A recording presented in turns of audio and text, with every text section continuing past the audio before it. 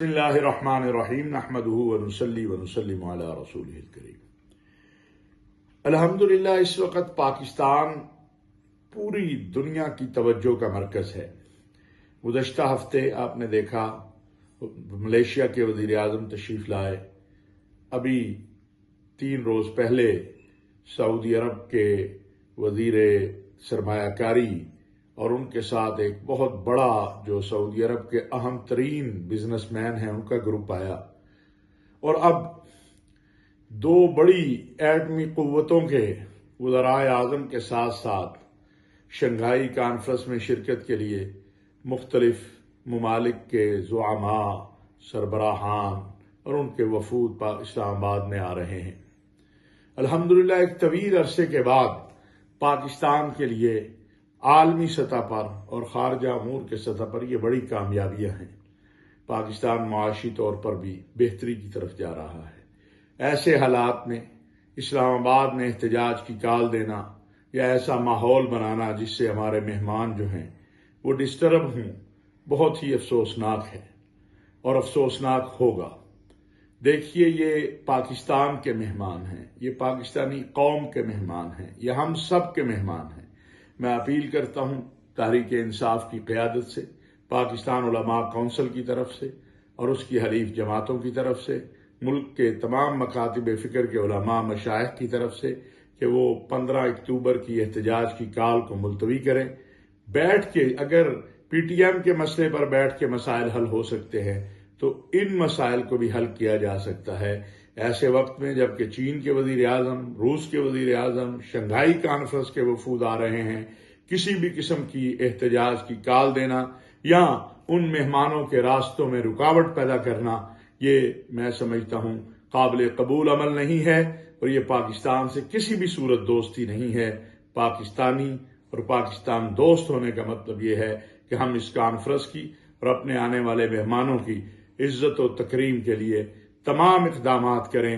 اگر کہیں پر ہماری سیاست پر حرف بھی آتا ہے تو ریاست کے لیے اپنی سیاست کو قربان کریں۔ گزشتہ ہفتے آپ نے دیکھا ملیشیا کے وزیر اعظم تشریف لائے، ابھی 3 روز پہلے سعودی عرب کے وزیر سرمایہ کاری اور ان کے ساتھ ایک بہت بڑا جو سعودی عرب کے اہم ترین بزنس مین ہیں ان کا گروپ آیا، اور اب 2 بڑی ایٹمی قوتوں کے وزرائے اعظم کے ساتھ ساتھ شنگھائی کانفرنس میں شرکت کے لیے مختلف ممالک کے زعماء، سربراہان اور ان کے وفود اسلام آباد میں آ رہے ہیں۔ الحمدللہ ایک طویل عرصے کے بعد پاکستان کے لیے عالمی سطح پر اور خارجہ امور کے سطح پر یہ بڑی کامیابیاں ہیں۔ پاکستان معاشی طور پر بھی بہتری کی طرف جا رہا ہے۔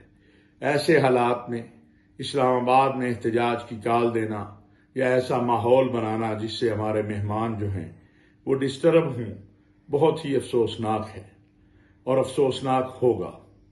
دیکھیے، یہ پاکستان کے مہمان ہیں، یہ پاکستانی قوم کے مہمان ہیں، یہ ہم سب کے مہمان ہیں۔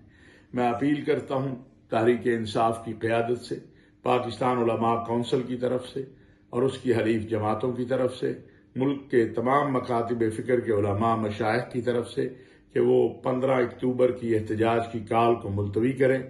بیٹھ کے، اگر پی ٹی ایم کے مسئلے پر بیٹھ کے مسائل حل ہو سکتے ہیں تو ان مسائل کو بھی حل کیا جا سکتا ہے۔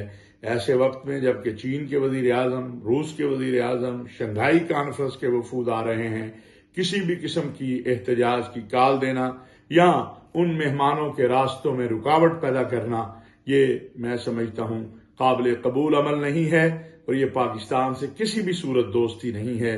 پاکستانی اور پاکستان دوست ہونے کا مطلب یہ ہے کہ ہم اس کانفرنس کی اور اپنے آنے والے مہمانوں کی عزت و تکریم کے لیے تمام اقدامات کریں۔ اگر کہیں پر ہماری سیاست پر حرف بھی آتا ہے تو ریاست کے لیے اپنی سیاست کو قربان کریں۔